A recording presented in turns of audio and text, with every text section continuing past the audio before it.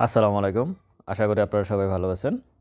Index আলোচনা যদি বলি তাহলে ৫ পয়েন্টের মতো ইনডেক্স মাইনাস আজকে।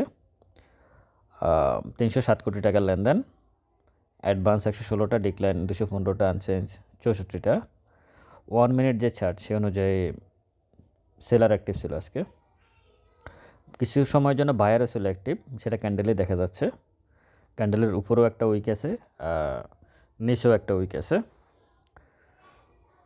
তো 1 মিনিট চার্টটাতে আজকে সেলারই অ্যাক্টিভ ছিল দিন শেষে, যার কারণে ক্যান্ডেলটা ইন্ডেক্সটা মাইনাস দেখা গেছে।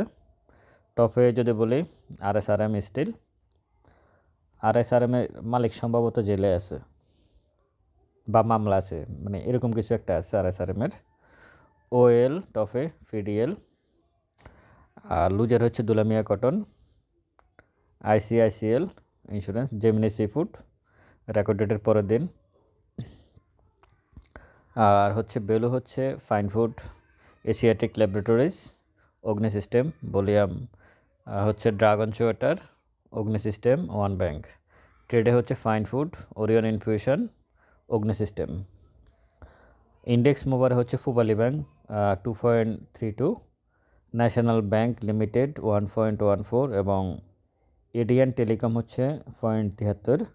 আর ইন্ডেক্স নেগেটিভ হচ্ছে ইসলামী ব্যাংক 6.72, রুফালি ব্যাংক 1.63, পাওয়ার গ্রিড 1.11। এই হচ্ছে মোটামুটি ইন্ডেক্সের আলোচনা। এখন এর বাহিরে যদি আমি বলতে চাই, গতকালকে বিশাল এক মিটিং গেল। আমার মনে হয় 5 তারিখের অভ্যুত্থানের পরে এত বড় মিটিং এর আগে আর হয় নাই। আমার মনে হয় ডিএসসির ইতিহাসে এটা হয় না, কারণ ডিএসসিতে কখনো নাকি অর্থ মন্ত্রণালয়ের মানে অর্থমন্ত্রী বা অর্থ উপদেষ্টা এই ধরনের কেউ যায় নাই কোনো দিন। কালকেই গেল। তো কালকে যাওয়ার ফলাফল হচ্ছে ইন্ডেক্স আজকে 5 পয়েন্টের মতো মাইনাস। ইন্ডেক্স মাইনাসের থেকে বড় বিষয় হচ্ছে লেনদেন কমে গেছে। আমি ইন্ডেক্সকে খুব বেশি এই মুহূর্তে ইন্ডেক্স প্লাস মাইনাসকে আমি খুব বেশি গুরুত্ব দিতে চাচ্ছি না, কিন্তু লেনদেন কমে গেছে। লেনদেন কমে যাওয়ার মানে হচ্ছে, আমি মনে করি কালকের আলোচনাতে মধ্যস্থতাকারী যারা, বিশেষ করে মার্চেন্ট ব্যাংক, ব্রোকারেজ হাউস এবং ব্যক্তি শ্রেণীর বড় বিনিয়োগকারী, ওখানে ভিডিওতে আমি দেখেছি অনেকগুলো ব্যক্তি শ্রেণীর বড় বিনিয়োগকারী এবং ব্রোকারেজ হাউসের মালিকেরা উপস্থিত ছিল ওই অর্থ উপদেষ্টার আশেপাশে, ওনাদেরকে দেখা গেছে। তো সেটার ইমপ্যাক্ট মার্কেটে আজকে পড়ে নাই, কোনোভাবে পড়ে নাই। অন্যান্য গত 2 মাস ধরে মার্কেট যেভাবে চলতেছে এভাবে আছে। এখানে আসলে খুব বেশি এখন আপনারা কি করবেন, মানে ক্ষুদ্র বিনিয়োগকারীদের যদি আমি বলি, মানে গত 2 মাস ধরে কিন্তু মার্কেট কিন্তু একই লেভেলের। এখানে যেটা করা গত 2 মাস ধরে মার্কেটে যেটা হচ্ছে সেটা ছিল, যেমন আজকেও টপে বি ক্যাটাগরি, জেড ক্যাটাগরি ছিল। প্রফিট হচ্ছে ভালো, কিন্তু প্রফিট কি আদৌ করতে পারছে কি না? হয়তো এক্ষেত্রে 100 জনের মধ্যে হয়তো 20 জন প্রফিট করছে, বাকি 80 জনে কিন্তু আগের শেয়ারগুলোর লসে সেল দিয়ে এখানে আসি আবারও লস করছে।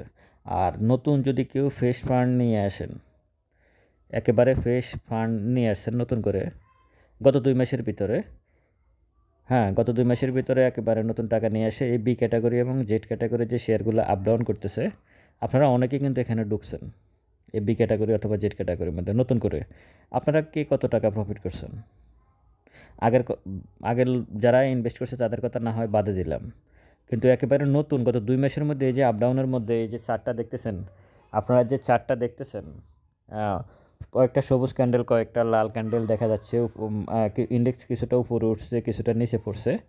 এর ভিতরে যারা বি ক্যাটাগরি এবং জেড, এর মধ্যে কিন্তু বি ক্যাটাগরি এবং জেড ক্যাটাগরি শেয়ারগুলোর প্রাইস আপ ডাউন করছে এই ইন্ডেক্স প্লাস মাইনাসের মধ্যে। তো এই ক্ষেত্রে আপনারা যারা নতুন করে এন্ট্রি নিয়েছেন একেবারে নতুন টাকা দিয়ে, তারা কতটুকু প্রফিট করছেন? পারেন নাই, হয় নাই। কিছু হয়েছে, বললাম তো 100 জনের মধ্যে হয়তো 20 জন হয়েছে, ওটা কোনো উদাহরণ হতে পারে না। তো সব কিছু মিলে আমি যেটা বলবো সেটা হচ্ছে, মানে ভালো ভালো কিছু স্টক সময় নিয়ে বসে থাকতে হবে, কিছু করার নাই। এই মুহূর্তে যেহেতু বলিয়াম নাই, আপনাকে ডিভিডেন্ড বেসড কিছু শেয়ার আছে, ওগুলোতে এন্ট্রি নিয়ে বসে থাকতে হবে। আপনি ক্যাপিটাল গেইন এই মুহূর্তে মার্কেট থেকে আশা করাটা মানে খুব বেশি ভালো হবে বলে মনে করি না, মানে পাবেন বলে মনে হয় না। কারণ হঠাৎ করে একদিন দাম বাড়ে, প্রত্যেকটা শেয়ারেরই দাম বাড়বে এবং বাড়ে, কিন্তু আপনার প্রফিট হচ্ছে কিনা এটা ইম্পর্টেন্ট বিষয়। এখানে প্রায় 400 শেয়ার আছে। কখনো না কখনো বছরের কখনো না কখনো প্রত্যেকটা শেয়ারের প্রাইস কিছুটা হলেও আপ হয়, এটা স্বাভাবিক। কিন্তু আপনার প্রফিট হচ্ছে কতটুকু সেটা হচ্ছে ইম্পর্টেন্ট। ইন্ডিভিজুয়াল ব্যক্তি হিসাবে আপনার প্রফিট কতটুকু হচ্ছে সেটা হচ্ছে ইম্পর্টেন্ট বিষয়, সেটা কিন্তু হচ্ছে না। তো আমি আপনাদেরকে বলবো একটা দীর্ঘ সময় নিয়ে কিছু আস্তে আস্তে কিছু শেয়ার কিনে আপনারা বসে থাকুন।